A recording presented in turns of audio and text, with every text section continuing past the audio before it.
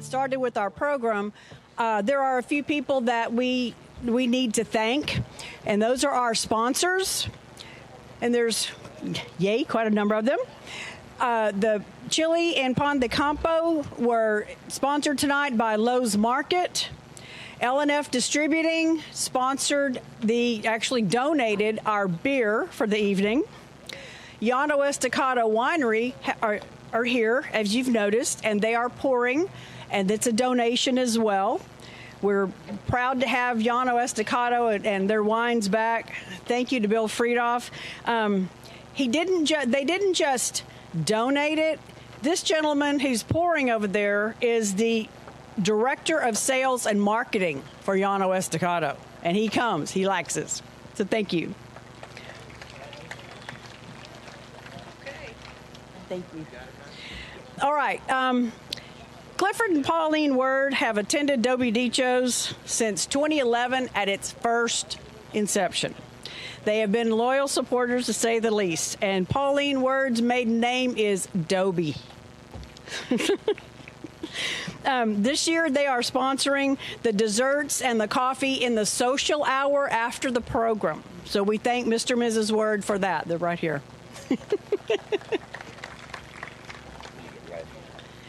One of our new sponsors this year is Mrs. Word's sister, Sue Dobie. And you don't mind. And Sue this year has sponsored the pecan pie bites that you enjoyed with your meal. So thank you, Sue. She's also been a loyal supporter over the years. South Trust Bank is located in George West, but they've got several branches, Houston, Floresville, San Antonio, what have you. They are the official bank of Dobie Dichos. Not only are they a monetary sponsor, but a lot of these people that you've seen helping volunteering tonight are South Trust Bank employees. So we thank South Trust Bank as well.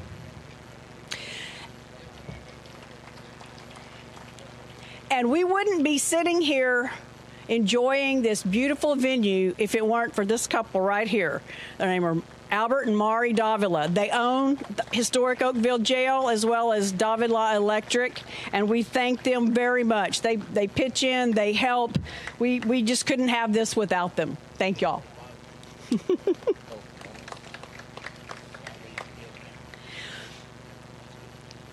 Another one of our sponsors that we'd like to recognize is South Texas News.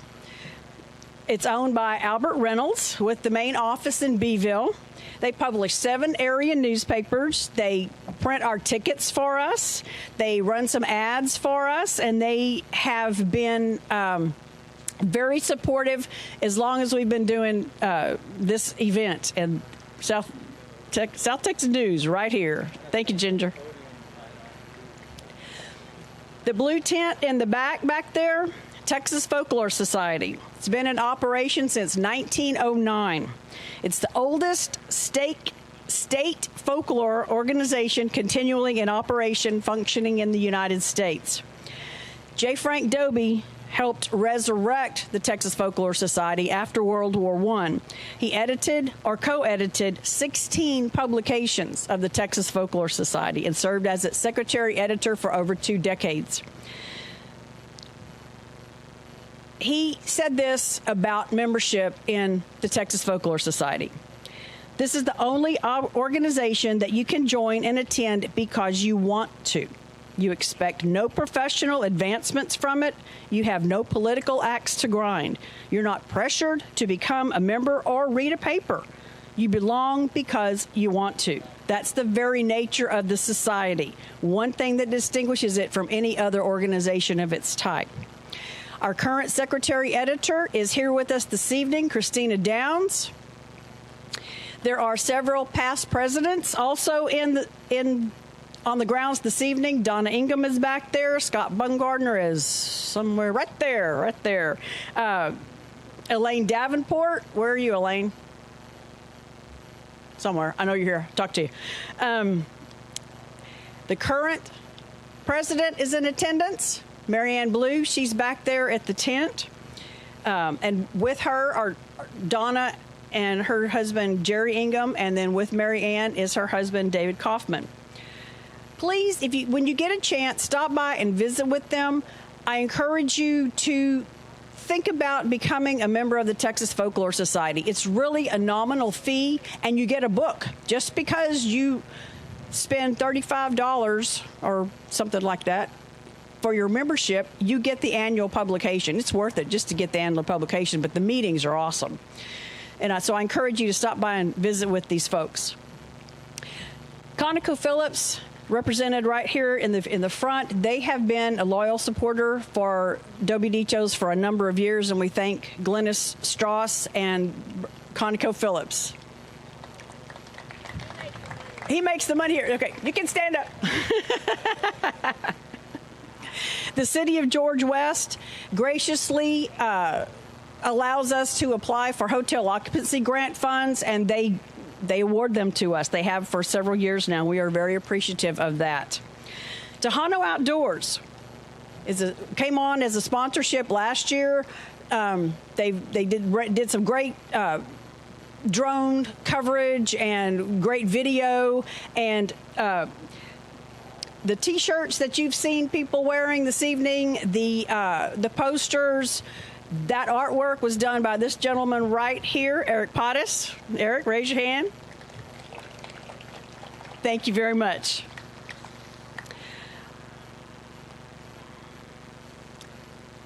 At this time, I'm going to invite Carl Moerer of the Paisano Foundation to speak a few words, please. Earlier this year, Mary Margaret and some of your board members came to Austin to visit the Dobie Paisano Ranch, and we had a great afternoon, and they got to see the house and the log cabin. My name is Carl Moerer. I'm the president of the advisory council for the Dobie Paisano Fellowship Program at the University of Texas. Our advisory council supports the ranch and the program. Following Mr. Dobie's death in 1964, a group of 10 men, led by Ralph Johnston, purchased the ranch and donated it to the University of Texas. And it was to be donated as a permanent memorial to J. Frank Dobie. Chairman Harry Ransom said the primary use of the Paisano will be to encourage artistic effort in all fields, including and particularly writing. The ranch is comprised of 253 acres on Barton Creek, and it's 15 miles from downtown Austin. And when you go in the gate, Mary Margaret will probably agree, when you go in the gate, you go into a different world.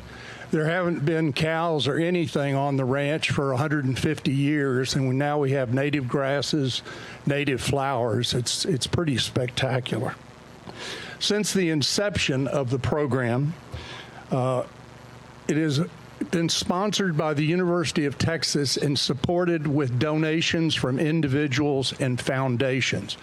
There is no line item in the UT budget for Paisano. We raise our money, and we run the program, and we maintain the ranch. The program since 1966 has awarded over 100 fellowships. We have currently 3 fellowships a year. The fellows have included Stephen Harrigan, Sarah Bird, Philip Meyer, who wrote The Sun, that was a TV movie. We all like that. And Sandra Cisneros, who you probably know. I've left out a whole bunch of people. In 2018, we created the Dobie Paisano Excellence Fund. It has been renamed in honor of Michael J. Adams, who was the longtime director of the Paisano program.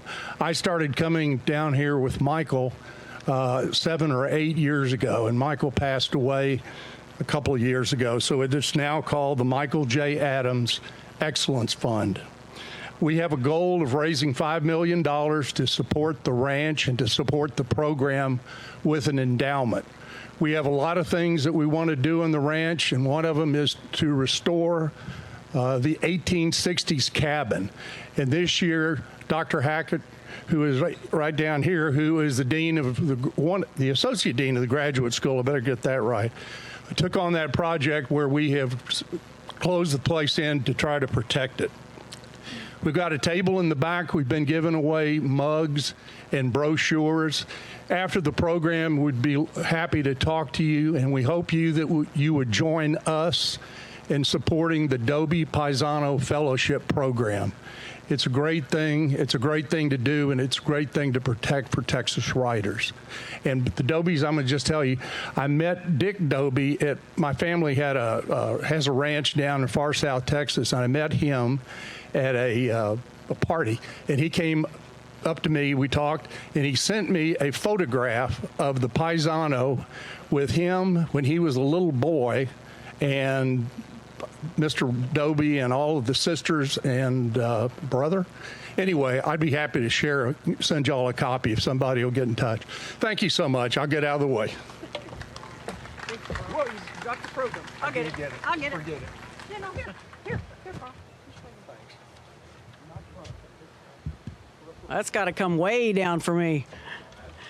Yeah, please drop by and visit with Carl and Marv and see what the Paisano is all about.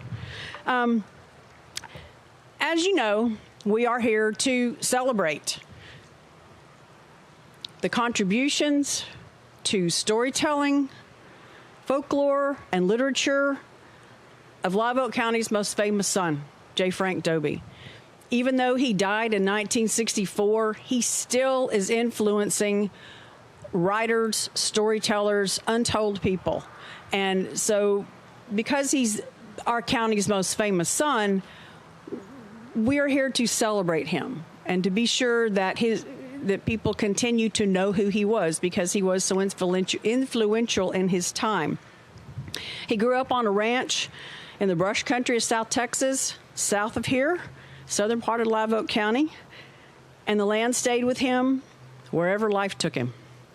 In his autobiography, Some Part of Myself, Dobie said, "I belong to the soil, myself, and the people of it are my people." So reading or hearing Dobie's work, whether it's his autobiography or a book of collected tales, this connects readers to the history and the heritage of South Texas and the Southwest. Longtime Live Oak County native and Dobie Dichos board member Rodney Nance, who was our local storyteller 2 years ago, said of Dobie's stories, quote, "They're our stories. They belong to us." And I think that can be said of everyone who can relate to and appreciate Dobie's stories, whether they're from Live Oak County or not. So tonight on this stage, we have 5 individuals who have been influenced in some way or another, or affected in some way or another, by Dobie and his writings. And I want to share something with you. I've been coming out here every day this week, working on setting things up, hauling stuff out here from George West where I live. And the closer we got to this evening, I kept seeing Paisanos. And if you know much about Dobie, you know that he loved the Paisano, the Roadrunner, and I just kept seeing them. And in fact, yesterday, I was over by the yellow house over there, and there was a Paisano right there, just looking at me. And I can't see. I just have to say, the eyes of Dobie are upon us. I agree with Sarah Bird, who said that several years ago on this very stage. I mean, to me, that just told me that he was with us, and he likes what we're doing. So thank you for coming this evening.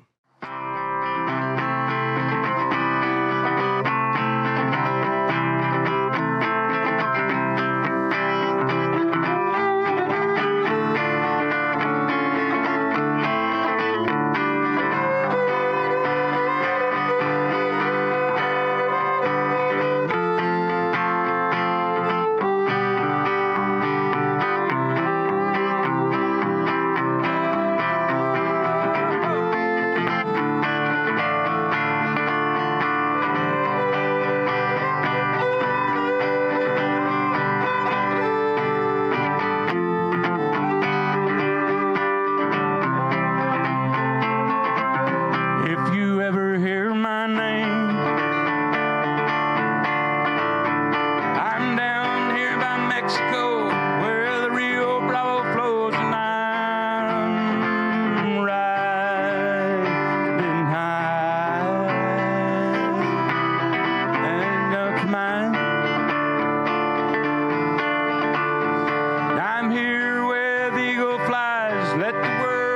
pass me by.